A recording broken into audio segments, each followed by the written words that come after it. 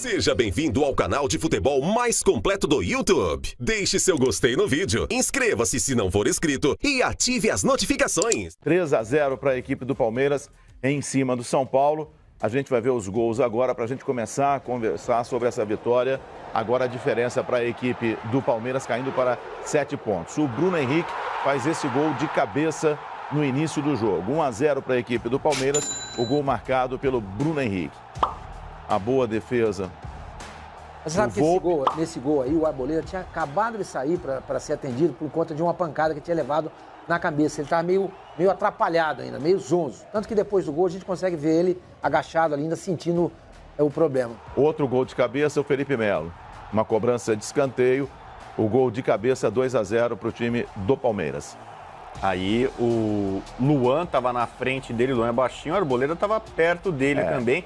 Subiu demais o Felipe Melo. Mas parece que eles não sabem que o Felipe Melo em escanteio... Exato. Não, é a marcação individual, se eu não estou enganado. Parece que o time não sabe disso. E aí a gente está vendo o terceiro gol da equipe do Palmeiras, o Scarpa, fazendo 3-0 para o time do Palmeiras. Só lembrando que o Daniel Alves começou o jogo de hoje na lateral direita. Fernando Diniz colocou o Daniel Alves na lateral direita. Esse o terceiro gol do Scarpa, 3-0 para a equipe do Palmeiras. Como é que você vê o momento dessas duas equipes? A gente tem o Palmeiras que trocou de técnico, o Mano, o Palmeiras na caça do Flamengo, e o São Paulo que está crescendo. O São Paulo agora, 8º jogo. Em 5 não tinha tomado gols. E com o Fernando Diniz. Como é que você vê esses dois times nesse momento, BBL?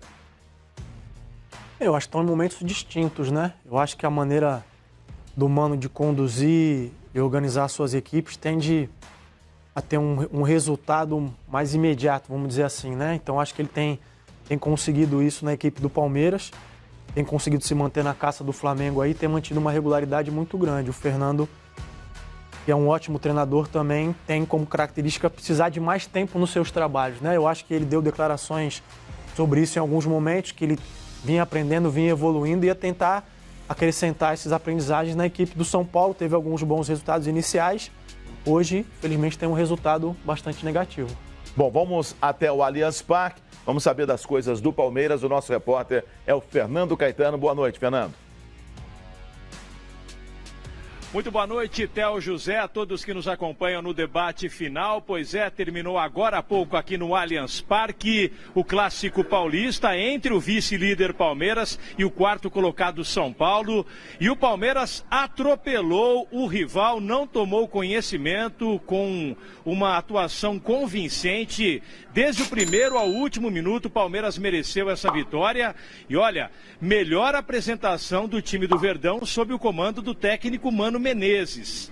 Treinador que completou hoje 13 jogos, chega a 9 vitórias, são 3 empates e apenas uma derrota. E sem dúvida alguma essa a melhor apresentação do Palmeiras, que abriu o placar com o Bruno Henrique aos 11 minutos do primeiro tempo. Depois aos 41, como vocês viram aí, o Felipe Melo fez 2-0. Placar do primeiro tempo, que poderia até terminado com um placar mais elástico. Dudu, no último minuto, no último lance do primeiro tempo, ainda acertou uma bola na trave. No início do segundo tempo, São Paulo dava a impressão de que iria melhorar. Teve uma com o Alexandre Pato, mas foi só. Depois o Palmeiras reassumiu o controle do jogo e num contra-ataque rápido do Zé Rafael, o Gustavo Scarpa fez 3-0, enfim, vitória merecida e convincente do Palmeiras, que agora chega a 60 pontos, diminui a diferença para 7 pontos para o líder Flamengo, que ainda joga contra o CSA amanhã. Então o Palmeiras agora vai ficar na torcida para que o Flamengo perca pontos nesse jogo. A gente está aqui posicionado na zona mista justamente para ouvir todos os personagens, os jogadores do Palmeiras e do São Paulo que vão passar por aqui. Também teremos a entrevista coletiva do Mano Menezes e também do técnico Fernando Diniz, que aparentemente hoje sofreu a pior derrota desde que assumiu o comando do São Paulo. Informações do Tricolor Paulista, chegando agora com o repórter Gudrian Neufer. Boa noite, Gudrian. Boa noite, Caetano. Olha, o São Paulo chegou ao Allianz Parque na esperança de quebrar o tabu e vencer pela primeira vez aqui na Arena do Palmeiras. Mas aconteceu absolutamente o contrário. foi a pior apresentação do time sob o comando de Fernando Diniz, que vinha sendo muito elogiado pelo seu trabalho. Em 8 jogos, agora, Fernando Diniz tem 2 derrotas, mas o problema maior foi a maneira como o time perdeu. Sem raça, sem muito esforço, completamente espaçado entre os setores do time, sem atacar, sem posse de bola. Jogar a culpa toda no Arboleda pelo erro do primeiro gol, eu acho muito complicado. O time inteiro não foi bem, o Pato foi muito criticado, principalmente nas redes sociais, assim como o Vitor Bueno e outros jogadores. O São Paulo não jogou bem, mas garante ainda, está consolidado no G4, tem 49 pontos, não pode ser alcançado nessa rodada pelo Internacional, então pelo menos uma boa notícia para a torcida do São Paulo. Agora, no primeiro tempo, Daniel Alves, que era a grande dúvida aonde ele iria jogar, atuou na lateral direita. No segundo tempo, a grande mudança do Diniz foi botar o lateral direito, o Igor Vinícius, e adiantar o Daniel Alves para o meio-campo. Pouco adiantou, o São Paulo não criou grandes oportunidades. A melhor oportunidade foi com o Pato pela esquerda, mas que o goleiro Everton defendeu bem. Agora o São Paulo segue sem vencer aqui no Allianz Parque e vai ter poucos dias para se recuperar dessa derrota num clássico, porque o próximo compromisso é no fim de semana contra a Chapecoense em Chapecó. A gente está aqui na sala de entrevista coletiva do time visitante e daqui a pouquinho a gente vai tentar ouvir as explicações do técnico Fernando Diniz. Eu volto com vocês aos estúdios do Fox Sports. Aí, o São Paulo continua na 4ª colocação, como disse o Gudrian, tem 49 pontos, é seguido pelo Internacional e pelo Corinthians. Esses 2 times têm 45 pontos. E o Palmeiras é o vice-líder, agora com 60 pontos. O Flamengo tem 67 pontos. E essa derrota, Rodrigo Bueno? Olha, tem muita coisa para ser analisada. Eu costumo dizer, no Campeonato Brasileiro, às vezes os times têm uma sequência positiva de resultados e aí é uma tendência de procurar coisas definitivas, do tipo assim, Igor Gomes, que jogador, tem que ser titular, é Igor Gomes e mais 10, porque ele fez 1 ou 2 jogos bons. Não é bem assim. O Igor Gomes, ele é um bom jogador, mas ele não é assim, Igor Gomes tá aqui, Daniel Alves tá aqui. Daniel Alves tem que ser reserva pro Igor Gomes. Não é assim. O Igor Gomes, na reta final do Paulista, ele cresceu com o Mancini, mas nas semifinais contra o próprio Palmeiras e contra o Corinthians, ele jogou muito mal. Né? Então, o São Paulo fez 2 bons jogos em casa agora, bons jogos contra o Avaí e contra o Atlético Mineiro, que tá uma draga. Então, as pessoas estavam rotulando o São Paulo como grande fase, grande momento, e não é bem assim. O primeiro tempo do São Paulo foi absolutamente pavoroso, o placar é extremamente mentiroso. O Palmeiras poderia ter feito, brincando, 5 gols do São Paulo no primeiro tempo. Você falou do Atlético Mineiro, terminou, o Chapecoense venceu em Belo Horizonte, 2-0 o Atlético Mineiro. São Paulo fez esse placar no Morumbi. Então, contra o Galo, foi a melhor partida do São Paulo com o Fernando Diniz. O jogo foi no Morumbi contra um Galo que está realmente mal. E foi a pior partida hoje. O São Paulo teve uma derrota para o Cruzeiro, 1-0. Não jogou bem, o Cruzeiro poderia ter vencido por mais. Mas hoje foi avassalador. E aí, por exemplo, o Igor Vinícius, que é um jogador que é pouco falado, não tem muita mídia, o Igor Vinícius vinha jogando bem lateral direito do São Paulo. Ele jogou bem contra o Corinthians, jogou muito bem, foi mais uma vez um destaque contra o Galo. Só que aí, muita pressão da mídia. Daniel Alves tem que ser lateral, porque ele é o melhor lateral do mundo, tem que ser lateral. Jogou no primeiro tempo lateral, o São Paulo foi amassado, foi um passeio, um vareio. Foi nível Flamengo e Grêmio ou até mais.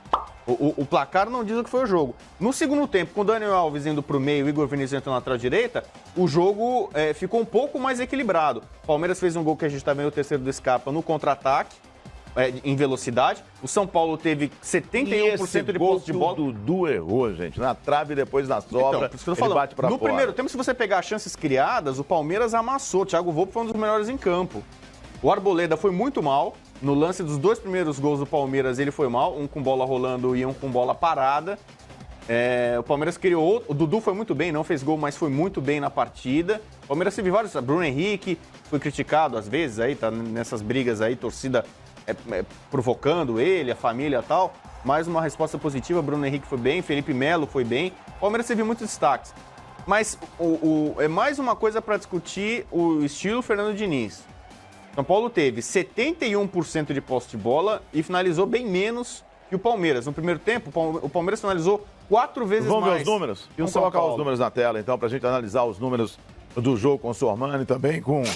Desculpa, com o Barbieri. Vamos ver os números, pode colocar aí, ó. Olha só, a posse de bola 69% para o São Paulo, 31% para o Palmeiras, 19 finalizações do Palmeiras, 14 do São Paulo, 8 chutes no gol do Palmeiras, 4 do São Paulo, 268 passes certos do Palmeiras, o São Paulo 582, passes certos não, esses são os passes totais. 76% de passes certos do Palmeiras é baixo, 87% do São Paulo. 13 desarmes para o Palmeiras, 14 desarmes para a equipe do São Paulo. O Palmeiras é um time vertical.